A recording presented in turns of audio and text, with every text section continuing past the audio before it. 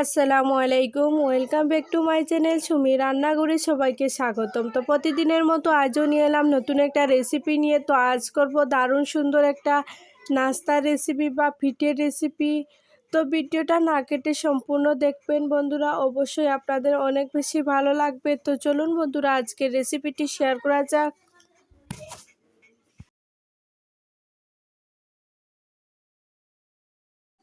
তো প্রথমত আমি একটা মিক্সিং বোল নিয়ে নিব, তারপর দিয়ে দেব চায়ের কাপ দিয়ে 1 কাপ এখানে ময়দা, তারপর দিয়ে দেব 1 টেবিল চামচ চিনি। তো মিষ্টিটা আপনাদের পছন্দ অনুযায়ী দিয়ে দেবেন। তারপর দিয়ে দেব 1.5 চা চামচের মতো গুঁড়া দুধ।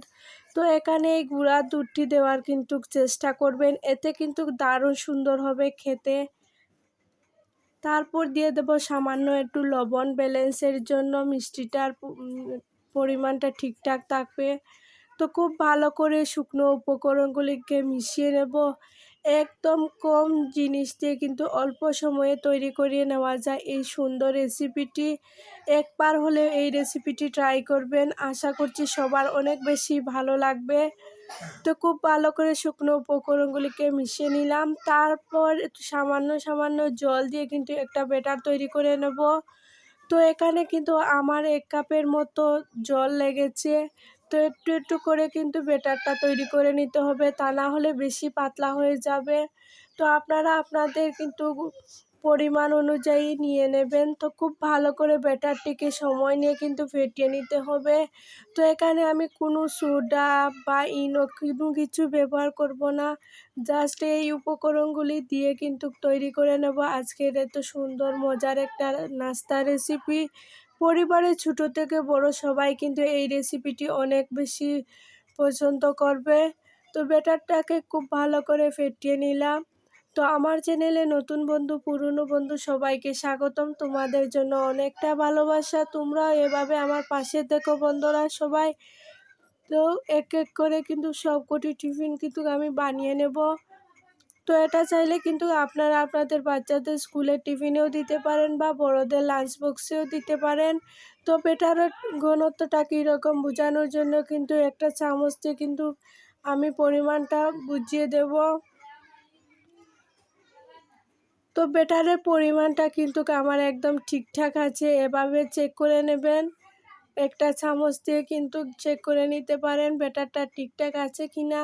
তো খুব ভালো করে ব্যাটারটাকে একটু ফাটিয়ে নিলাম। তারপর এদিকে ফ্রাই প্যান বসিয়ে দিলাম। ফ্রাই প্যানের মধ্যে কিন্তু 2 চা চামচের মতো তেল।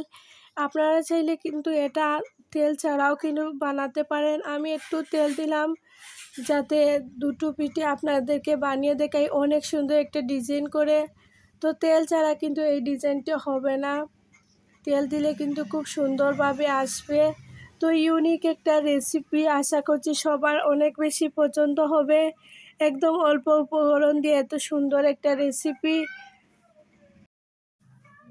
তো আরেকটা ডিজাইন করে আমি দেখিয়ে দিচ্ছি, এটা একটু লম্বা টাইপ করে বানিয়ে নেব।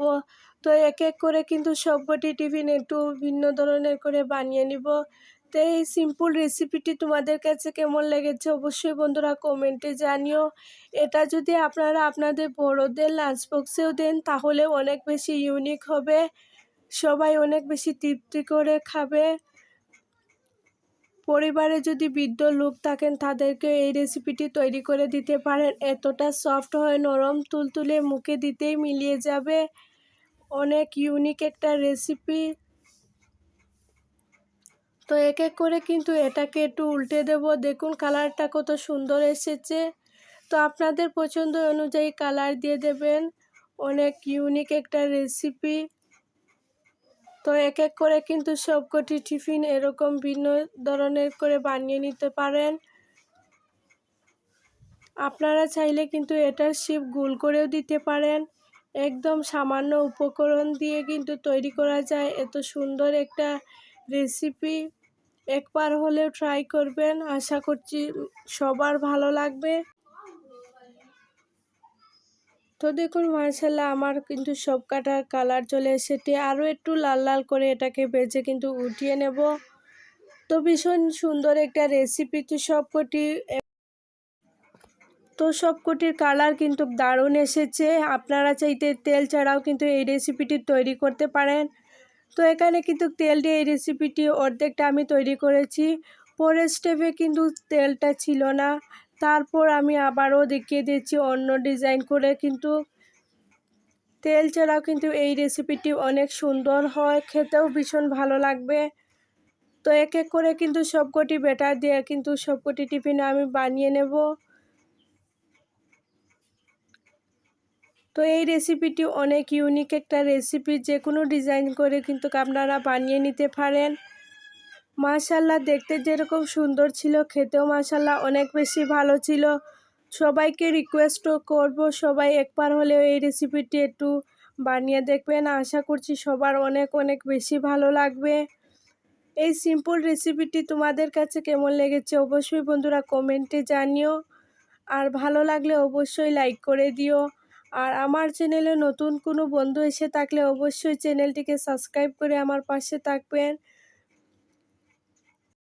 এভাবে কিন্তু সবকটি টিফিন আমি বানিয়ে নিয়ে নিলাম। এবার এটাকে সার্ভ করে নেব। তো আপনারা চাইলে কিন্তু এটা সস্তিও খেতে পারেন বা এটা শুধু মুখেও খাওয়া যাবে। অনেক সুন্দর একটা রেসিপি, যেহেতু এখানে মিষ্টি মিষ্টি ভাব আছে, তাহলে কিন্তু এটা শুধু মুখেও খেতে পারবেন। এই রেসিপিটি এত নরম তুলতুলে হয় যে মুখে দিতেই মিলিয়ে যাবে। অনেক সুন্দর একটা রেসিপি। তো এক এক করে কিন্তু সবকটি টিফিন আমি এভাবে পরিবেশন করে নেব। তো এটা কিন্তু শুধু মুখে খাওয়া যায়, অনেক নরম তুলতুলে। দেখেই কিন্তু বুঝতে পারছেন কতটা নরম হয়েছে, কতটা লোভনীয় হয়েছে। তো ভীষণ ভালো লাগলো এই রেসিপিটি তৈরি করেও। সবাইকে বলবো এই রেসিপিটি একবার হলেও ট্রাই করবেন। তো এই রেসিপিটি অনেক বেশি নরম তুলতুলে হবে, মুখে দিতেই মিলিয়ে যাবে। তো ইউনিক এই রেসিপিটি তোমাদের কাছে কেমন লেগেছে অবশ্যই বন্ধুরা কমেন্টে জানিও। আর ভালো লাগলে অবশ্যই লাইক করে দিও। তো আজ এই পর্যন্তই বন্ধুরা, দেখা হবে নতুন কোনো ভিডিওর সাথে। ততক্ষণ সবাই ভালো থাকুন। আল্লাহ হাফেজ।